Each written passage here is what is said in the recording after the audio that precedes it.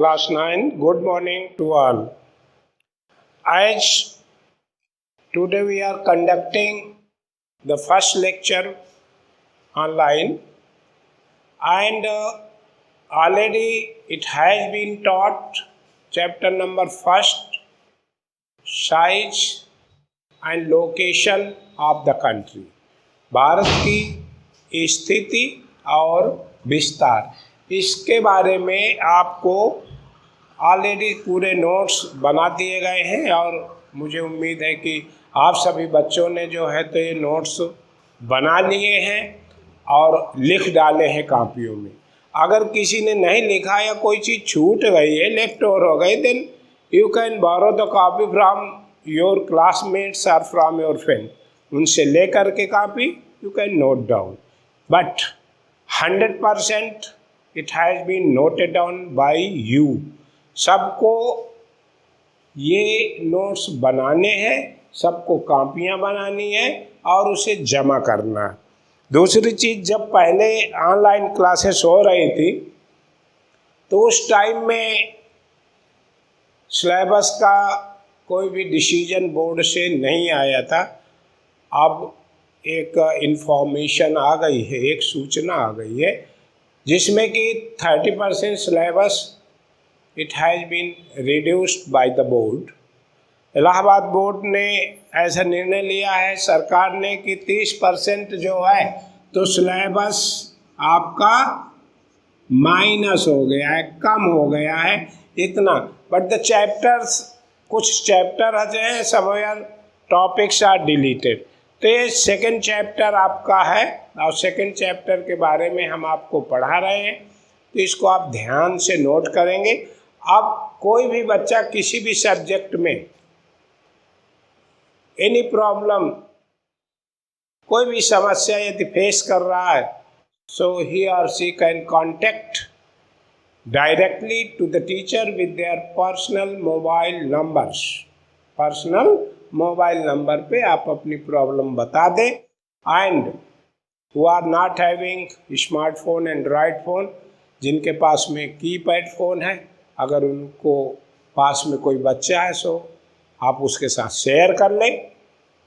अगर नहीं शेयर कर पाते हैं तो आप बताएंगे, स्कूल आएंगे तो आपको फोटोकॉपी नोट बुक की प्रोवाइड कराई जाएगी, या आपके पास टेक्स्ट बुक है जो बुक प्रिस्क्राइब करी गई हैं, उन बुक्स को आप परचेज कर लीजिए। और परचेज करने के बाद जब पढ़ाया जा रहा है तो आप अपनी टेक्स्ट बुक जो भी है उसको आप पास में रखें और उसको देखते जाइए।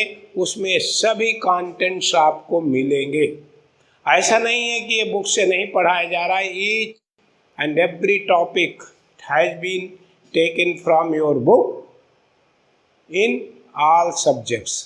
जो भी टीचर पढ़ा रहे हैं वो टेक्स्ट बुक से ही पढ़ा रहे हैं। अगर आपके पास में टेक्स्ट बुक होगी तो इट कैन बी ईजी, आपके लिए बहुत आसान हो सकता है और आप अपने नोट्स बहुत अच्छे से बना सकते हैं। नोट्स बनाना पड़ेगा बेटा, और बगैर नोट्स बनाए काम चलने वाला नहीं है। दूसरी चीज़, जो डेज टीचर्स आपको बता रहे हैं, टाइम अलॉट कर रहे हैं, you come in the school and deposit your notebook for the correction, and don't wait and waste your time to in the school. Deposit your copy and go back. पढ़िए, दूसरे दिन आके आप copy अपनी ले जाइए। यदि कोई टीचर से काम है तो आपके पास उनके नंबर है, you can contact to them. Okay, यहाँ पर समय नहीं बर्बाद करना। दूसरी चीज़ आपको ध्यान रखना, whenever you are coming to the school, wear your uniform, put the mask and bring a sanitiser with you to sanitise your hand. अगर हाथ सैनिटाइज नहीं करेंगे बेटा तो ये पता नहीं कि कोरोना किसको है किसको नहीं है। तो be safe and be aware regarding the virus, it is very very harmful. ये नहीं देखता कि छोटा बच्चा है या बड़ा आदमी है या जवान आदमी है, बहुत रईस घर का है, गरीब घर का है, ये बीमारी है। बीमारी सभी को हो जाती है। मिनिस्टर्स भी देखो बीमार हैं, एक आध मिनिस्टर ख़त्म भी हो गए हैं। तो भैया इस बीमारी से भी आपको बचना है और कोविड-19 के साथ में ही आपको अपनी लाइफ स्टाइल चेंज करनी है। आप अपने पेरेंट्स को, यंगर्स को, एल्डर्स को, सबको ये बता सकते हो कि पापा या मम्मा ऐसे ऐसे करिए और सैनिटाइज रखना है, अपने आप को साफ सुथरा रखना है। किसी के पास आपको पास में जा कर के माउथ टू माउथ बात नहीं करनी, दूर से बात करनी है। आपको पता नहीं कि हो सकता है कि वो संक्रमित हैं जिनसे आप मिल रहे हैं या वो कहाँ से आए हैं, तो इस चीज़ का ध्यान रखेंगे। ओके, तो now we are coming chapter number 2, geography, Bharat का भौतिक स्वरूप। क्या है? भारत का भौतिक स्वरूप, फिजिकल फीचर्स ऑफ इंडिया। इसके पहले आपको लोकेशन एंड साइज बताई गई थी, जिसमें भारत की लोकेशन कहाँ से कहाँ तक है, भारत किन किन डायरेक्शंस में है। ठीक है, ये सब चीज़ें आपको मैंने बताई थी और डिक्टेट किया था। बहुत अच्छे बच्चों ने उसको लिखा भी है और मुझे रिप्लाई भी दिया है। इसी तरह से बाकी सबको अब ये काम करना। तो as you know already, India, it is a subcontinent. Subcontinent? Do you know what is subcontinent? बोलिए। अच्छा, सबकॉन्टिनेंट की हिंदी उपमहाद्वीप। क्या है? उपमहाद्वीप।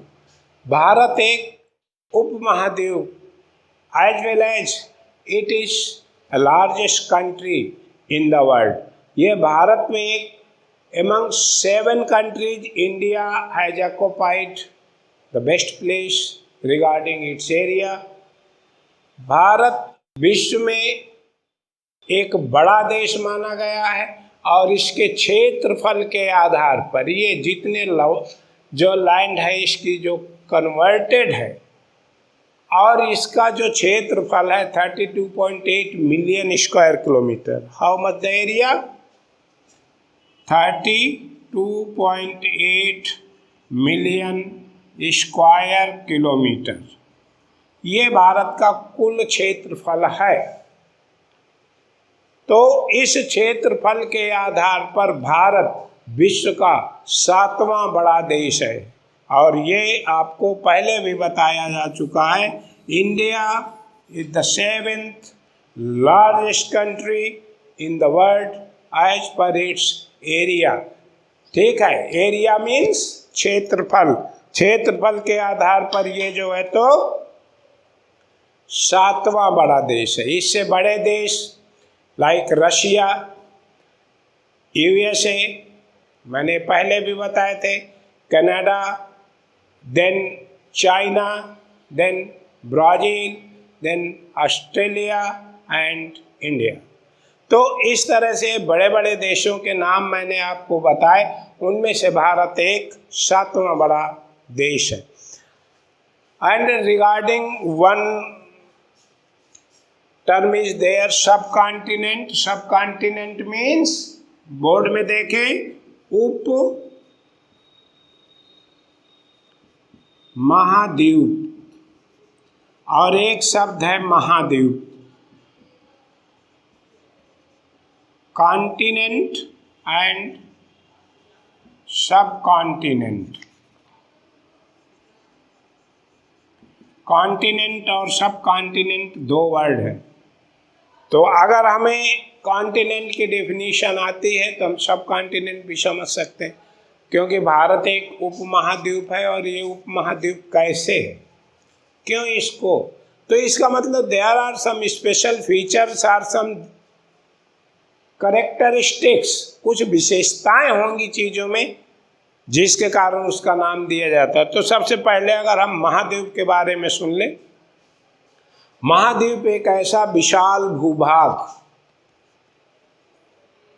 जो कि कई देशों से मिलकर बना होता है और उसके अंतर्गत बहुत बड़ा क्षेत्रफल भौगोलिक इकाई शामिल की जाती।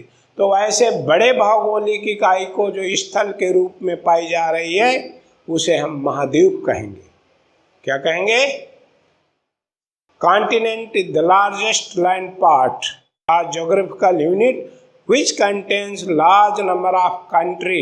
Such land part is known as continent. उसे ही कॉन्टिनेंट कहते हैं। कहने का तात्पर्य कि जैसे मान लो छोटी क्लासेस में आप सब ने पढ़ा है ना। तो अगर आप लोगों ने पढ़ा है तो वहाँ पर देखे होंगे कि विश्व में कितने या भूमंडल में कितने महाद्वीप हैं हमारे। बच्चे बताते हैं कितने? 7। There are 7 continent. उनमें लार्जेस्ट कॉन्टिनेंट कौन सा है, बता सकते हैं? Asia. Good. Asia is the largest continent in the world. Asia, इसके बाद नॉर्थ अमेरिका, फिर आ जाते हैं दक्षिण अमेरिका, अफ्रीका, अफ्रीका के बाद यूरोप, यूरोप के बाद ऑस्ट्रेलिया, ऑस्ट्रेलिया के बाद में अंटार्कटिका। ठीक है, अंटार्कटिका भी एक महाद्वीप है। आ गया समझ में? तो ऑस्ट्रेलिया भी एक महाद्वीप है। महाद्वीप की विशेषताएं जो हमने बताई। अब हमारा मतलब है इंडिया से, भारत से और उपमहाद्वीप से। इसको उपमहाद्वीप की संज्ञा दी गई है, उप। ठीक है, महाद्वीप की अपेक्षा इसमें कुछ अलग विशेषताएं हैं। तो सब continent that is a land part which is surrounded by 3 sides of ocean and one part that had been joined with any continent, with any continent। जो कोई भी ऐसा बड़ा भूभाग जो 3 ओर महासागरों या जल से घिरा हो तथा एक और वह एशिया किसी भी महाद्वीप से जुड़ा हो, किसी भी महाद्वीप से जुड़ा हो तो वो उपमहाद्वीप कहलाएगा। अब भारत में जरा ये विशेषताएं देखिए। एक ये बड़ा भूभाग है। It is surrounded by 3 sides of ocean. एक तरफ इधर दक्षिण पूर्व है, यहाँ बे ऑफ बंगाल, बंगाल की खाड़ी है। In the south side there is Indian ocean, हिंद महासागर है, दिख रहा है? ओके। और इसके पश्चिम में, दक्षिण पश्चिम में अरब सागर है। तो ये एक ट्रायंगुलर शेप में है। तो ये ट्रायंगुलर शेप में होने की वजह से ये तो विशेषता पूरी कर रहा है कि 3 ओर महासागरों से या जल भाग से घिरा हो, एक और किसी महाद्वीप से जुड़ा हो। तो वैसी जो भू आकृति है, ऐसी जी कोई भूभाग है तो हम उसको क्या बोलेंगे? उपमहाद्वीप, सब कॉन्टिनेंट। और एक और ये किसी न किसी महाद्वीप से जुड़ा। तो बता सकते हैं इसका ये उत्तरी भाग किस महाद्वीप से जुड़ा? नहीं मालूम? किस महाद्वीप से जुड़ा है? एशिया। एशिया से इसका उत्तरी भाग एशिया महाद्वीप से जुड़ा है। किससे? एशिया महाद्वीप से इसका नॉर्दर्न पार्ट इसका जो है तो जुड़ा हुआ है। नॉर्दर्न पार्ट एशिया महाद्वीप से जुड़ा है, इसलिए भारत एक विशाल उपमहाद्वीप कहलाएगा। अब किसी को डाउट तो नहीं है कि उपमहाद्वीप और महाद्वीप में क्या डिफरेंसेस है? महाद्वीप में कई देश हैं, बहुत बड़े क्षेत्रफल में स्थित है। उपमहाद्वीप में केवल एक देश है, या तीन ओर महासागर से घिरा है, एक और वो किसी भी तरफ से किसी महाद्वीप से जुड़ा। ऐसे भूभाग जितने भी संसार में हैं, वर्ल्ड में हैं, all they are known as defined subcontinent. और कोई दूसरा सब कॉन्टिनेंट का एग्जाम्पल आप बता सकते हैं बिसाइड्स इंडिया? नहीं बता सकते? तो you can find out with the help of world map, और उसमें आप देखेंगे और नोट करेंगे, फ़ोन पे मेरे मैसेज करेंगे कि नेम द अदर सब continent of the world besides India. India के अतिरिक्त और कौन से उपमहाद्वीप हैं? अब मैं देखूंगा कि कितने बच्चे इसका रिप्लाई मेरे फ़ोन पर दे रहे हैं। Name the subcontinent besides India. भारत के अलावा कोई दो, चलिए only two, any two subcontinent उपमहाद्वीपों के नाम by message you confirm to me. Okay, अब ये आपका होमवर्क है कि कोई भी दो महाद्वीपों के नाम आपको बताने हैं, और उपमहाद्वीप की हमने परिभाषा बता दी। इंडिया का मैप आपके सामने है, जो कि इसमें विशेषताएं हैं, वैसी विशेषताएं अगर उसमें हैं तो उपमहाद्वीप की संज्ञा दी जाएगी। ओके, तो आप ये भारत का मानचित्र देख रहे हैं, तो देयर आर फिजिकल, ये फिजिकल है, भौतिक, ये लिखा है इंडिया फिजिकल, भौतिक मानचित्र। और भौतिक मानचित्र, राजनैतिक मानचित्र, दो तरह के मानचित्र आपने पढ़े हैं, 7वीं क्लास में भी हैं। मानचित्रों के प्रकार थोड़ा सा 6 में भी रेफरेंसेस आया है। तो मानचित्र मुख्यतः दो प्रकार के हैं, physical map and political map. भौतिक मानचित्र, राजनैतिक मानचित्र। तो अगर पहचानना है तो एक तो यहाँ लिखा रहता है जो भी है इंडिया का, ये देखो फिजिकल लिखा है ना। हाँ, अगर यहाँ पर पॉलिटिकल लिखा होता तो हम मान लेते पॉलिटिकल, और मान लो इनके से नहीं लिखा, ठीक है। अगर नहीं लिखा तो फिर आप कैसे पहचानोगे? हम अगर इसको बंद कर दें या हम कह दें कि नहीं नहीं ये गलत लिख गया है, ये पॉलिटिकल मैप है, तो या तो आप एक्सेप्ट करो गलत चीज़, या उसके बारे में मालूम करो, टीचर को बताओ कि सर इसका ये जो है तो फिजिकल मैप है, पॉलिटिकल नहीं है, और क्यों नहीं है? टीचर पूछता है तो आप उसको आंसर बताओ कि पॉलिटिकल इसलिए है। तो थोड़ा थोड़ा आपको इसकी भी जानकारी रखनी। तो मैं बता दूं दोनों को, फिजिकल और पॉलिटिकल मैप में क्या अंतर है। What are the differences between physical map and political map? Differences बताऊं? ठीक है, पहले आप फिजिकल मैप जो आपके सामने है उसको देखिए, ध्यान से देखिए। ये फिजिकल मानचित्र में तमाम तरह के कलर हैं, पॉलिटिकल मैप में भी तमाम तरह के कलर होते हैं, ठीक है।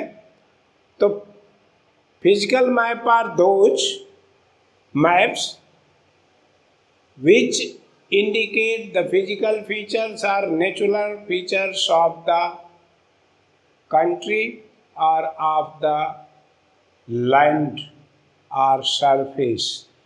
जो भूमि है, सरफेस है, लैंड है, उसका जो फिजिकल फीचर बताए, भौतिक चीज़ें, मानव निर्मित नहीं, भौतिक चीज़ें, जैसे mountain, physical features. Land form क्या है? 3 तरह से लैंड फॉर्म मिलते हैं, किसमें? माउंटेन, प्लेटिव एंड प्लेन, पर्वत, पठार, मैदान, ये 3 तरह के आपको मिलेंगे, फर्स्ट, सेकेंड एंड थर्ड।